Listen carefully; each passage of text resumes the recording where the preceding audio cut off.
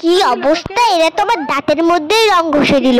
আমি এসেছিলাম মদন বাড়িতে ঠাকুরকে রং লাগাতে, দেখো এরা আমাকে তো ভূতি বানিয়ে দিল। আমি মাকে বারবার করে বলছিলাম, মা ক্যামেরাটা বন্ধ করো, ক্যামেরাটা বন্ধ করো। আমার কি লজ্জা শরম নাই?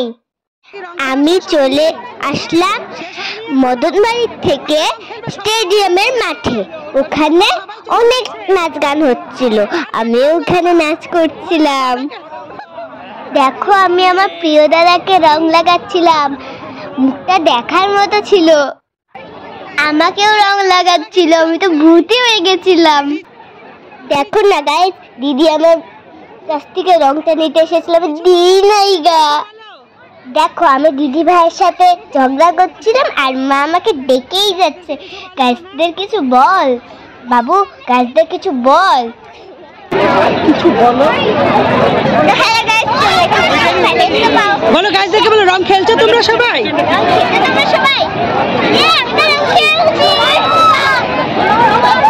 দেখো এখানে প্রত্যেক আছে, সবাই রং খেলছে। এখানে ফাঁকাই হয়ে গেছে।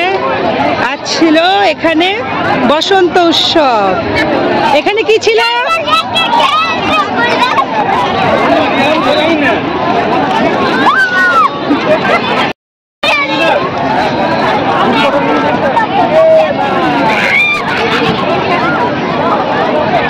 সবাই চলে যাচ্ছে, চলো সৃজা বাবু তাড়াতাড়ি আসো। দেখো এখানে প্রচুর ভিড়, দেখে দেখে বেরোবে কিন্তু সবাই।